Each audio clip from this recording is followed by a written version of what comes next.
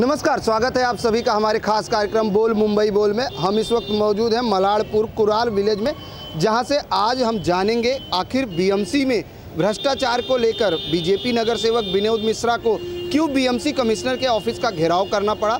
आखिर लोगों को क्या ऐसी डिमांड है जिसको लेकर यहाँ की जनता का प्रतिनिधित्व करते हुए विनोद मिश्रा जो है बीएमसी का घेराव कर रहे हैं। जबकि अगर बात की जाए तो महाराष्ट्र में बीजेपी की सरकार है, ऐसे में बीएमसी में सत्ता में काबिज शिवसेना है, क्योंकि लगातार बीएमसी के खिलाफ विनोद मिश्रा की आवाज़ आगे आ रही है। क्या वजह है?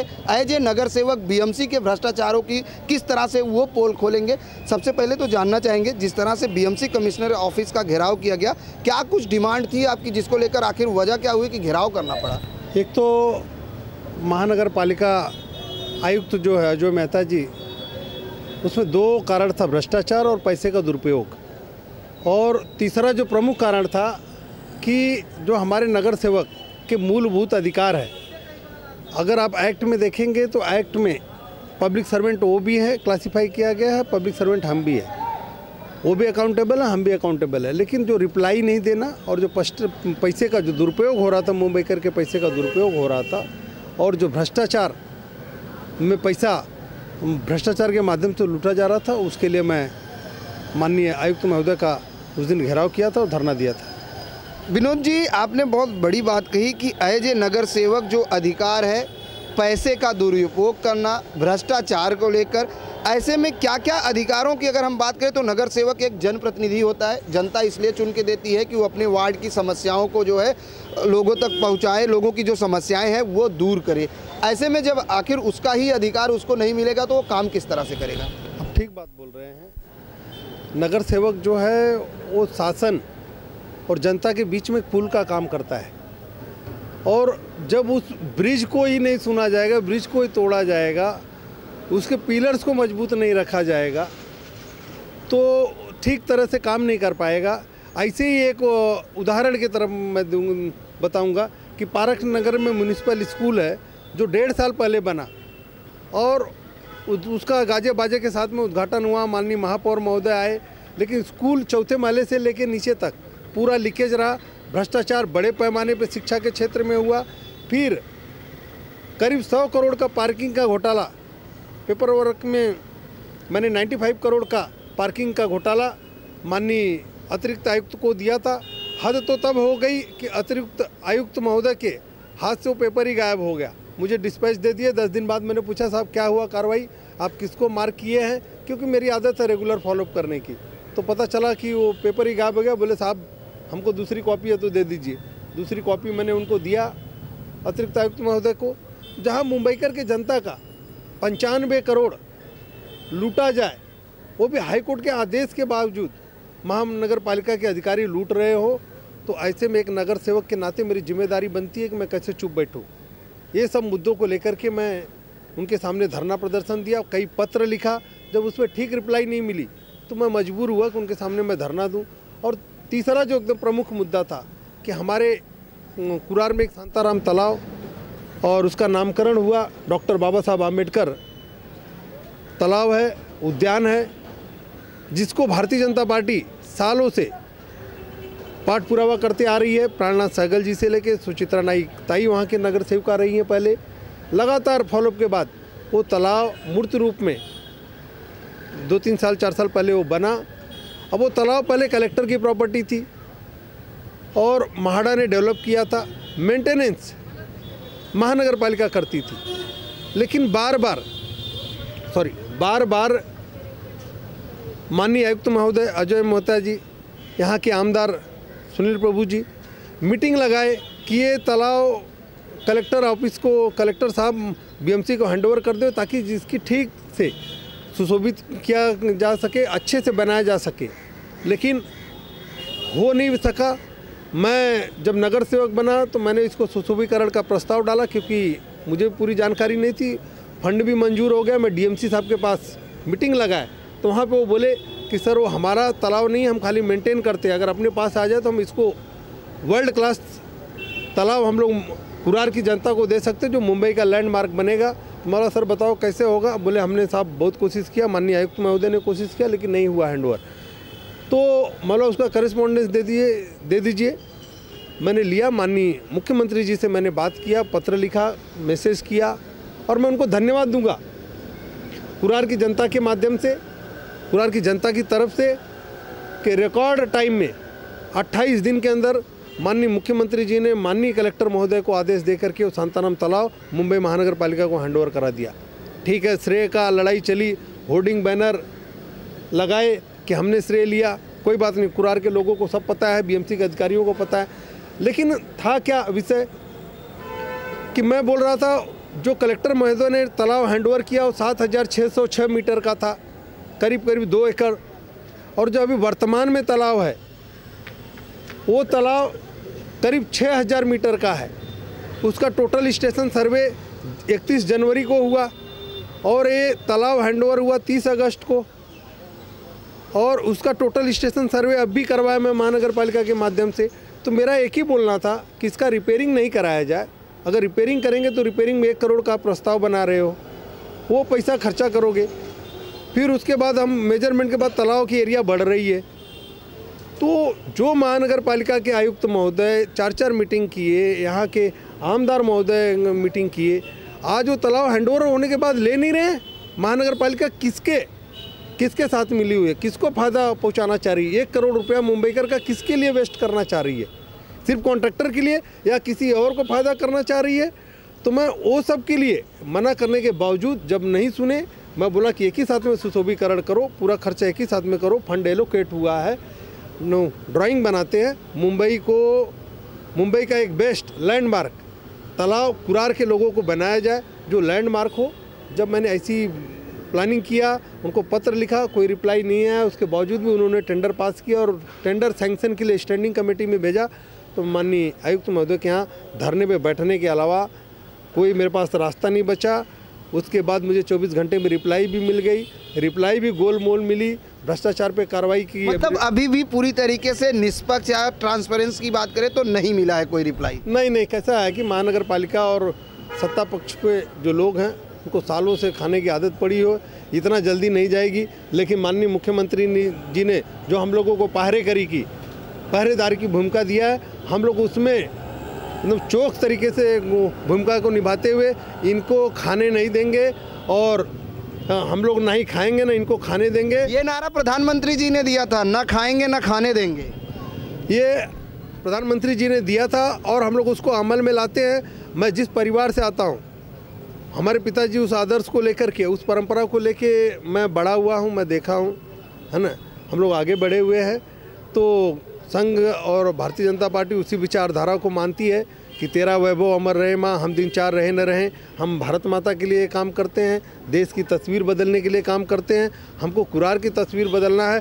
कुरार के लोगों के जो हक का शांताराम तालाब है 2 एकड़ का, वो तालाब मैं किसी भी कीमत पे मुंबई महानगर पालिका के चाहे अधिकारी मिल जाए, चाहे मुंबई महानगर पालिका के सत्ता पक्ष के सभी नेता मिल जाएं, लेकिन मुझे चाहे न्यायालय जाना होगा तो मैं न्यायालय जाऊंगा, मुझे अगर रोड पे उतर के संघर्ष करना पड़ेगा तो संघर्ष करूंगा। लेकिन जो मुंबई के जो नागरिक हैं, जो उनके कर का पैसा वो वेस्ट नहीं होने दूंगा। कुरार के लोगों के जो हक का शांताराम तालाब है, वो तालाब मिले बगैर उनको जब तक नहीं मिलता तब तक मैं शांत नहीं बैठूंगा। बिल्कुल सही बात विनोद जी ने कही है कि एज ए नगर सेवक जनता का प्रतिनिधित्व करना एक नगर सेवक का अधिकार होता है, और जिस तरीके से जनता ने उनको चुन कर दिया है। और तालाब के सौंदर्यीकरण के लिए टेंडर की अगर हम बात करें तो मुंबई में ऐसे तमाम जगहें हैं, तमाम वर्क हैं जहां का टेंडर पास हो जाता है, भले काम देरी से हो, वहां कोई सुध बुध नहीं लेता है। ताई आपसे जानना चाहेंगे, तालाब की बात की जाए तो लगातार तालाब की लड़ाई को लेकर विनोद जी अब आगे जा रहे हैं।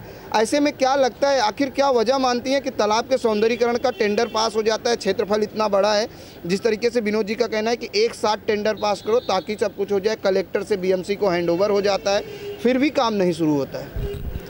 देखिए, कोई ऐसा एकाध नगर सेवक मिलता है जो इतना डीप में जाकर उसके ऊपर अभ्यासपूर्ण काम करता है। अभी तालाब के लिए मैंने भी बहुत प्रयास किया था, मैं चाहती थी कि तालाब मेरे कार्यकाल में बन जावे, नहीं बना। और बीच में के जो 10 साल गए उसमें तो मुझे लग रहा है तो चलो अभी कुछ नहीं होने वाला है।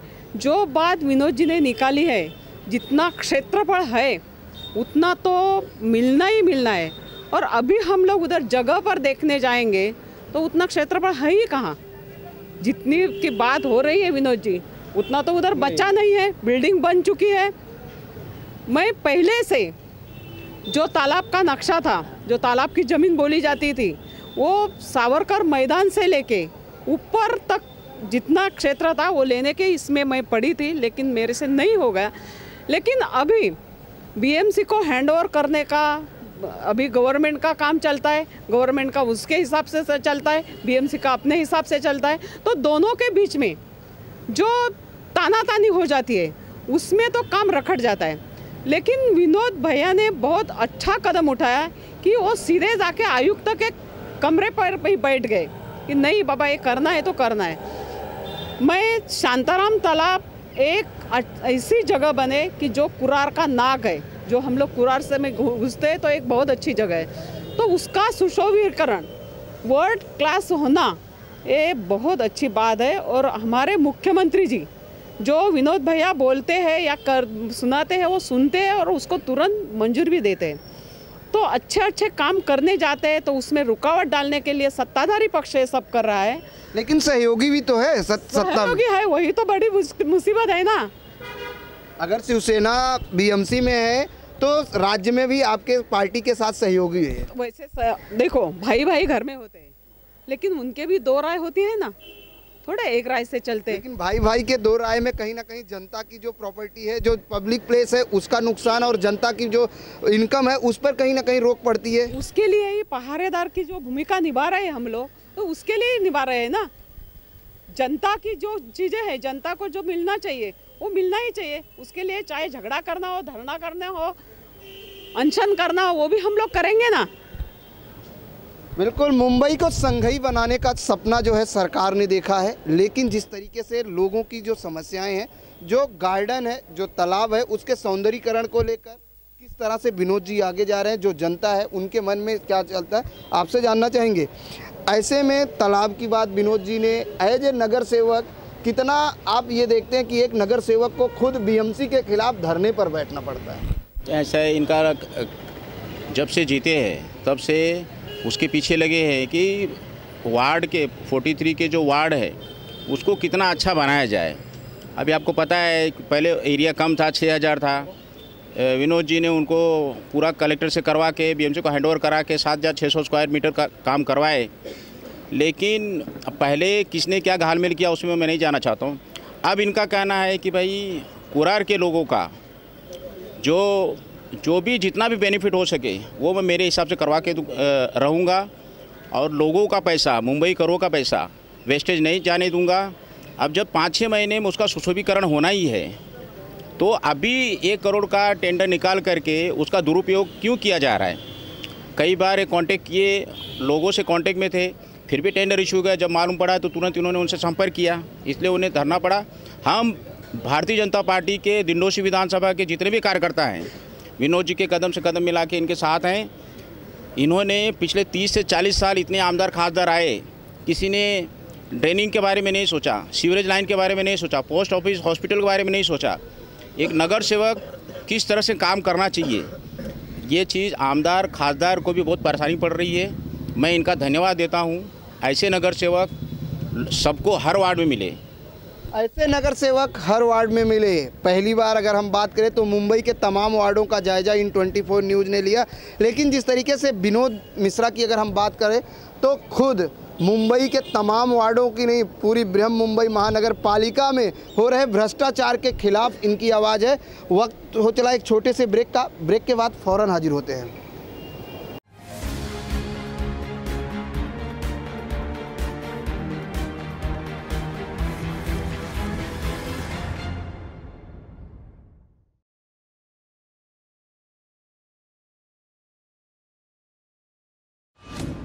तुझे यहाँ से शहर कैसा दिखता है? बहुत बड़ा नजर आता है ये शहर। खुद को बड़ा करेगा ना तो वही शहर छोटा नजर आएगा।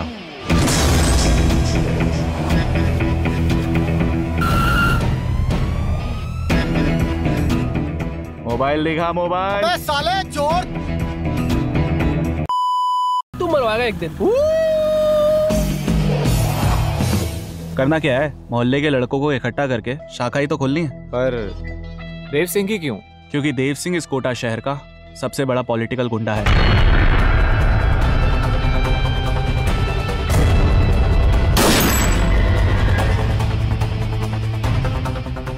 भौंक।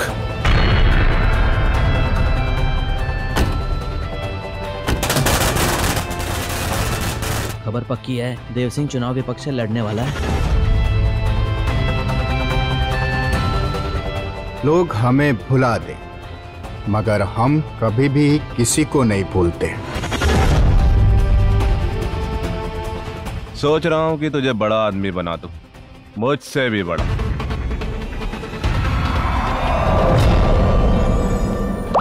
नदी में पत्थर फेंकने से कुछ नहीं होता विष्णु, वो बस इतनी बड़ी नदी में डूब जाता है।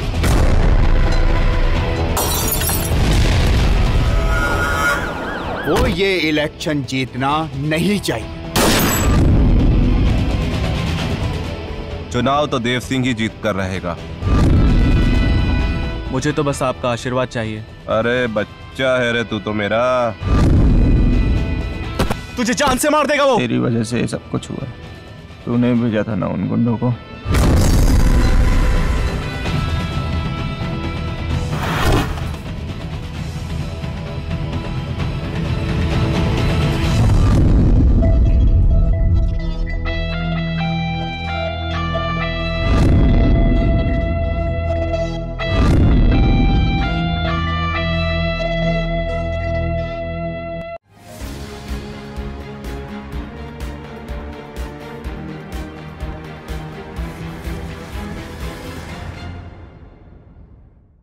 ब्रेक के बाद एक बार फिर से आप सभी का स्वागत है बोल मुंबई बोल में। हम जिस तरह से पहले ही बता चुके हैं कि हम इस वक्त कुरार विलेज में हैं और मामला बड़ा ही गंभीर है, क्योंकि भ्रष्टाचार को लेकर जहां एक तरफ केंद्र सरकार, राज्य सरकार ये कहती है कि हम ना खाएंगे ना खाने देंगे, लेकिन बृहन मुंबई महानगर पालिका, आर्थिक राजधानी मुंबई की महानगर पालिका की अगर हम बात करें तो एक राज्य से ज़्यादा बड़ा बजट है, लेकिन इसी महानगर पालिका में इस तरह के भ्रष्टाचार हो रहे हैं, जिसको लेकर विनोद मिश्रा जो नगर सेवक हैं वार्ड क्रमांक 43 से वो लगातार आवाज़ उठा रहे हैं। और उनका साफ तौर से कहना है कि जब तक इस पर लगाम नहीं लगेगी, क्योंकि उन्होंने एक बड़ी बात कही कि हमें प्रहरी की तरह रखा गया है। बीजेपी के तमाम कार्यकर्ता, नगर सेवक प्रहरी का काम कर रहे हैं, क्योंकि बीएमसी में सत्ता शिवसेना की है। एक बार आप लोगों से आपसे जानना चाहेंगे, क्या लगता है कि विनोद मिश्रा एज ए नगर सेवक आपके वार्ड में सही काम कर रहे हैं? एकदम सही काम कर रहे हैं। उनके सिवा आज तक कोई ऐसा काम किया ही नहीं है। वो ना खुद आराम करते हैं, ना हम लोगों को आराम करने देते हैं। एक फ़ोन का हम लोग भी मैसेज, हम लोग का सबका ग्रुप बना हुआ है, जो मैसेज हमको आता है इस समय आना है, यहाँ पर ये काम करना है, हम लोग तुरंत सब हाजिर हो जाते हैं। आपने कहा जो काम वो करते हैं वो कोई नगर सेवक नहीं करता है। अगर बात की जाए तो विनोद मिश्रा जी के 8 महीने जीत के आए के बाद आपके वार्ड में क्या क्या काम हुए हैं? गटर का, पानी का, जहाँ पर पानी नहीं आता है वहाँ पर पानी का इन्होंने काम किया है। गटर का साफ सफाई ये सब हम लोग देखते हैं, और जहाँ पर काम नहीं होता है वो खुद बोलते हैं कि तुम लोग काम बराबर नहीं कर रहे हो, यहाँ पर जा कर के देखो। बाथरूम बनाने का काम, और यहाँ तक कि अभी नया ये देखा जा रहा है जहाँ बुजुर्गों को खाना नहीं मिलता है, वहाँ पर भी हमको देखने के लिए बोला गया है कि कोई भूखा न रहे, भले आप लोग देखो, कुछ रहेगा तो मैं हेल्प करने के लिए तैयार हूँ। ताई, क्या लगता है एज ए नगर सेवक विनोद मिश्रा सही हैं? सही है। मतलब हमारे तो जो ओंकार में भी जब से आए हैं तब से बहुत कुछ काम हो चुका है, क्योंकि हमको पानी का ही थोड़ा प्रॉब्लम था, बीच में उन्होंने आके कर दिया है। दोनों टाइम पानी बराबर छोड़ा जाता है। पहले कितना पानी आता था, अभी कैसे आ रहा है? पहले थोड़ा कम आता था, अभी बराबर आ रहा है दोनों टाइम। हाँ, बीच में हो गया था पानी का, ये तो अभी बराबर आ रहा है। वही भी रोड भी स्कूल के पास का थोड़ा खड्डे बिड्डे थे थोड़े, वो कितना साल से वैसा ही पानी भरता था। पूरा स्कूल के बच्चे पूरे गंदे गंदे कपड़े लेके जाते थे, क्योंकि उसमें कैसा जाएंगे पानी में, पूरा कपड़ा स्कूल का यूनिफॉर्म बिगड़ जाता था। अभी सही रोड बना दिया है आके, सब सही हो गया रास्ता। अभी पानी किधर रुकता नहीं है, कुछ नहीं। जो अच्छा काम करेंगे उसके लिए अच्छा ही बोलेंगे। हाँ हाँ हाँ, तो बिल्कुल ऐसे जो अच्छा काम करेगा तो जनता उसका गुण गाएगी। एक बार फिर हम विनोद जी से जुड़ेंगे। विनोद जी, आप प्रहरी की भूमिका कर रहे हो, आपने कहा कि हम प्रहरी की भूमिका करते हैं, लेकिन आप प्रहरी उनके लिए कर रहे हो जो आपके साथ ही सत्ता में है।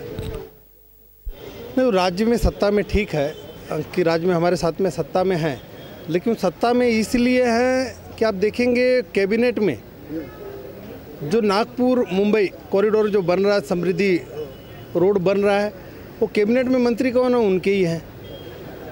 परिवहन में मंत्री उनके ही है। कैबिनेट में कहीं विरोध नहीं करेंगे वो। पर्यावरण का भी विषय ले लो, दिवाली में फटाके के समय मंत्री, पर्यावरण मंत्री कौन है? उनके ही हैं। उन्होंने बोल दिया फटाके नहीं फोड़ना चाहिए, पर प्रदूषण नहीं होना चाहिए। मित्र पक्ष के नेता, बाकी नेता क्या टूट पड़े कि सब जितने हिंदुओं के त्यौहार हैं उसी पे हमला होता है होता। तो उनके में खुद ही पूरा कन्फ्यूज है कि मंत्री उनका अंदर नहीं बोलेंगे, अंदर चुपचाप समर्थन करेंगे, बिल पास करेंगे, कैबिनेट के डिसीजन पे साइन करेंगे, वही मंत्री बाहर आके चिल्लाएंगे। तो उनकी एक मानसिकता बन गई है और खुद के अस्तित्व के लिए बोलना चाहिए। ठीक है, जैसा ताई ने बताया, 2 भाई है तो दोनों भाइयों को अपने अपने विचार रखने का और अपनी पार्टी को बढ़ाने का, अपने पक्ष को उनको पूरा अधिकार है, तो कर रहे हैं। लेकिन जहाँ तक मुंबई महानगर पालिका का सवाल, हम सत्ता में नहीं हैं, उनके जो भी कंस्ट्रक्टिव काम है हम उसके साथ में हैं। और ये लड़ाई क्या विनोद मिश्रा या तमाम बीजेपी नगर सेवकों की है? हम लोग माननीय हमारे जो गठ नेता मनोज कोटक जी के नेतृत्व में भारतीय जनता पार्टी का हर नगर सेवक पूरी लड़ाई पहरेकरी की जो भूमिका है उसमें सक्रिय है और लगा हुआ। लगातार आप देख रहे होंगे कि जो पिछले दिनों कुपोषण का मुद्दा था, मैंने भी लिया, हमारे साथ में बाकी नगर सेवक लिए हॉस्पिटल में भ्रष्टाचार का मुद्दा हो, कुपोषण। अगर आप सोचेंगे तो 2012 में प्रदीप जी 8% कुपोषण की दर थी। फिर अभी 2016-17 में कुपोषण की प्रजा फाउंडेशन की रिपोर्ट उठा लो तो उसमें 34% हो गया। मतलब यकीन कर सकते हैं, पूरी देश की मीडिया ने दिखाया कि हम मुंबई महानगर में रह रहे हैं और यहाँ के 34% बच्चे कुपोषण हैं। और उसमें जब हजारों करोड़ रुपया मिड डे मील पे खर्चा हो रहा है, ये पैसा खा कौन रहा है? कौन गरीबों के हक का टेबल, उनके 5-5 हज़ार का टेबल आता है और 6 महीना भी नहीं चलता है, टूट जाता है। उनका फ्लोरिंग का पैसा, उनके ग्राउंड का पैसा, उनके सिक्योरिटी का पैसा, उनके सैनिटेशन का पैसा कौन खा रहा है? गरीब बच्चों का जो पैसा खा रहे हैं। तो उसमें भारतीय जनता पार्टी का नगर सेवक के नाते, माननीय मुख्यमंत्री जी का सिपाही होने के नाते हर नगर सेवक लड़ रहा है, वही भूमिका मैं भी निभा रहा हूँ। आप भी भूमिका निभा रहे हैं। ताई, आपसे जानना चाहेंगे, आप यहाँ पे रहते हो कुरार विलेज में, क्या मूलभूत सुविधाएं मिल पाती हैं आप लोगों को? अभी तक तो बरोबर नहीं मिलती थी, लेकिन अभी विनोद मिश्रा जी आने के बाद हमारे उधर रोड नाही था, लहान लहान मुलं जाताना रस्त्याने जायला मिळत नव्हतं. विनोद मिश्राजींनी एवढं छान रस्ता बनवला आहे, पहिला कुणीही बनवला नव्हता. त्याच्याबद्दल मी त्यांचे मनपूर्वक आभार मानते. तसंच ओमकारमध्ये पाण्याचा खूप त्रास होत होता, म्हणजे पाणी खराब येत होतं. एक मुलगा पण त्यातून गेलेला होता. आत्ता पण ते निवडून आल्यानंतर परत पाण्याचा त्रास होत होता आम्हाला. आम्ही त्यांच्याकडे गेल्यानंतर त्यांनी बिल्डरच्या माणसांना बोलून पाण्याची समस्या आमची चांगल्या प्रकारे सोडवली. त्या 24 घंटेच्या आत पाणी पण म्हणजे बंद केलेलं होतं, बरोबर नव्हते ते. पाणी पण स्वच्छ यायला लागलं आणि सगळे काही व्यवस्था आमची व्यवस्थित आहे. कधी पण छोट्या मोठ्या दुसऱ्याच्या पण काही जरी समस्या असेल, माझ्याकडे आल्या असेल, तर मी त्यांच्याकडे जरूर घेऊन येते. ते त्यांचं सॉल्व करून देतात. त्यांनी दुसरं पण टिफिनची एक योजना सुरू केलेली आहे. कोणी समजा कोणाला काय म्हणजे कामधंदा करत नसेल, कोण असं म्हणजे सिनियर सिटीजन असेल, त्यांच्यासाठी पण त्यांनी अशी योजना काढली की त्यांना एक टाइमाचं तरी जेवण मी पुरू शकेल. क्या बात है, ऐसी योजना. अगर आप सीनियर सिटीजन हैं, आपके पास खाने को नहीं है, तो इस वार्ड में आपको खाने के लिए भी यहाँ के जो नगर सेवक हैं उन्होंने एक ऐसी स्कीम लाई है. आपसे जानना चाहेंगे, सबसे ज़्यादा अगर समस्याएं झेलनी पड़ती है तो महिलाओं को झेलनी पड़ती है. आपके वार्डों में क्या क्या समस्याएं हैं? ऐसे तो हमारे वार्डों में अभी तक कोई समस्या नहीं आई है. कोई प्रॉब्लम हुई तो क्या होगा? ना, ऐसा हमारे यहाँ पे कोई तो समस्या नहीं हुई है. भैया जब से आए हैं तब से अच्छा ही कर रहे हैं. अच्छा कर रहे हैं. हाँ. बिजली, पानी, सड़क, पानी बराबर आता है एकदम. मतलब कहीं पे भी जब से उनके आने के बाद से अगर कहीं पे कोई तकलीफ हुआ है, जिस किसी को भी पता चलता है कि ये यहाँ पे काम हो रहा है, तो वो तुरंत इनके पास आते हैं और ये करवाना ही करते ही जाके. अगर किसी के पास नहीं वक्त है तो ये खुद सामने जाके खड़े होकर करवाते हैं. सामने खड़े होकर करवाते हैं काम. जिस तरीके से और भी सवाल हैं, और भी लोग हैं, आपसे जानना चाहेंगे. सबसे ज़्यादा आज कहा जाता है पढ़ेगा इंडिया बढ़ेगा इंडिया, ऐसे में बीएमसी स्कूल की हालत क्या है? बीएमसी स्कूल की हालत ख़राब है इस समय. विनोद मिश्रा ने जो है बीएमसी स्कूल का जो है कि वो कराए थे, जबकि 5 माला का बिल्डिंग बन करके चू रहा है और ये लोग पैसा लेकर कोई रिपेयर नहीं. 2 साल हुआ अभी बनाए. हाँ, उसका बाद में क्या हुआ अभी कुछ पता नहीं, लेकिन बना कि नहीं बना, लेकिन ऐसे ही बच्चे पढ़ रहे थे. हैं। स्कूल का बीएमसी का बहुत हालत ख़राब है। आखिर विनोद जी क्या वजह मानते हैं कि आज लोग बीएमसी स्कूल में अपने बच्चे को नहीं भेजना चाहते, वो लोग प्राइवेट स्कूलों में? कहीं ना कहीं ये कारण है कि बीएमसी स्कूलों की जो हालत खस्ता है, शिक्षा को लेकर जिस तरह से प्रधानमंत्री जी का जोर है, अगर ऐसे में क्या लगता है कि आज मुंबई जैसे सिटी में अगर स्कूलों की ये हालत है तो गाँव, और अगर बात की जाए तो महाराष्ट्र के तमाम गाँव इलाकों की क्या हालत होगी? आप इसको दो भाग में, जो क्वेश्चन आपका दो भाग में, महाराष्ट्र और मुंबई। जहाँ तक मुंबई के महानगर पालिका के स्कूल की बात है तो महानगर पालिका एक जो अच्छा स्कूल या पेरेंट्स अच्छे स्कूल में अपने बच्चे के ऊपर करीब 50 से 60 हज़ार रुपये एवरेज खर्चा करता है मीडियम वर्ग का, उतनी महानगर पालिका एक बच्चे के पीछे खर्चा करती है। करीब 2300 करोड़ का महानगर पालिका का बजट है।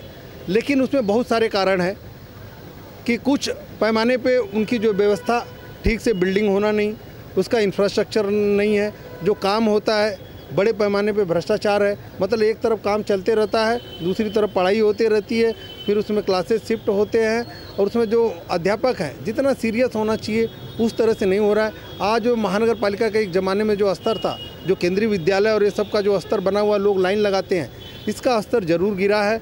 और लेकिन साथ ही साथ एक कारण ये भी है कि जो वर्नाकुलर लैंग्वेज है, हिंदी, मराठी, गुजराती, कन्नड़, करीब 8-9 भाषाओं का स्कूल महानगर पालिका चलाती है। तो एक लोगों में मानसिकता हुई है कि जो अंग्रेजी माध्यम है वो रोजगार का माध्यम है, तो हर पेरेंट्स चाहता है कि इंग्लिश मीडियम में बढ़ाया जाए।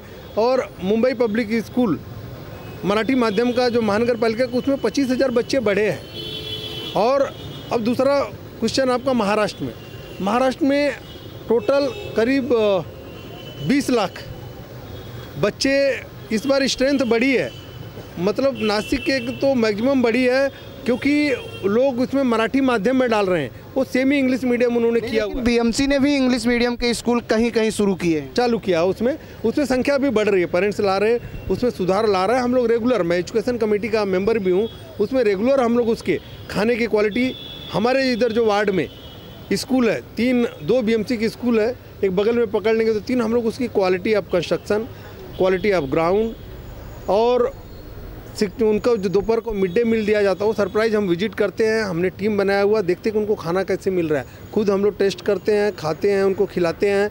और अच्छा मतलब जो प्रगत महाराष्ट्र शिक्षा अभियान है कि जो जिस क्लास में बच्चा पढ़ता है उस क्लास का उसको नॉलेज है कि नहीं। कभी कभी हम लोग जाके रैंडम उस क्लास में पूछ भी लेते हैं क्वेश्चन, जो बोर्ड पे पढ़ाया जा रहा है तो वो बच्चों से वहाँ से पूछ लेते हैं। लेकिन क्वालिटी ज़रूर ख़राब है, मैं बोलूँगा कि क्वालिटी ज़रूर ख़राब है। मैं आपके माध्यम से शिक्षकों से खास निवेदन करूंगा कि शिक्षकों के, आर्य चाणक्य बोलते थे कि शिक्षकों के गोद में प्रलय और निर्माण दोनों बसता है। अगर शिक्षक चाह लेवे तो स्वामी विवेकानंद जी बना देवे, छत्रपति शिवाजी महाराज बना देवे।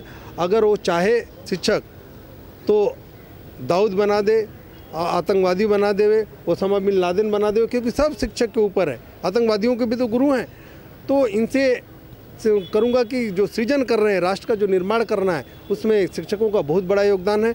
और ज़्यादा योगदान दे करके महानगर पालिका को जो खोई हुई प्रतिभा उनकी, उस ओरिजिनल प्रतिभा पे लाने का काम करे। और हम लोग हर शिक्षकों के साथ में एकदम खड़े हैं। और महानगर पालिका का स्तर इस साल में करीब 25,000 स्टूडेंट बढ़े और लगातार हम लोग इस पर ध्यान दे रहे हैं, इंफ्रास्ट्रक्चर को मॉनिटर कर रहे हैं और आगे और अच्छा होगा।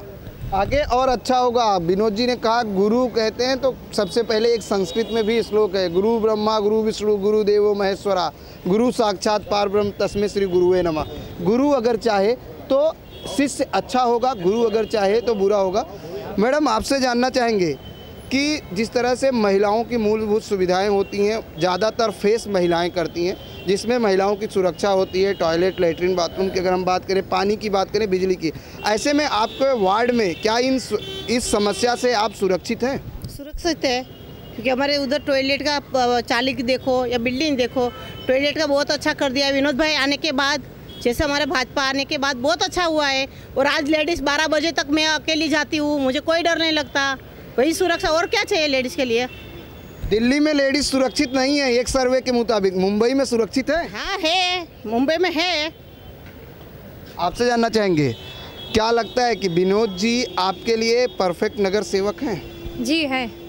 क्या किया उन्होंने 8 महीने में? बहुत कुछ रास्ते वगैरह बनवाए हैं, टॉयलेट की सुविधा, महिलाओं को बहुत सुरक्षा दी है और आगे भी वो कार्यरत हैं तो और काम करते ही रहेंगे हमारे लिए। महिला बचत गट के लिए क्या किया है? महिला बचत गट चालू किया है उन्होंने, हम लोग भी उसके मेंबर हैं।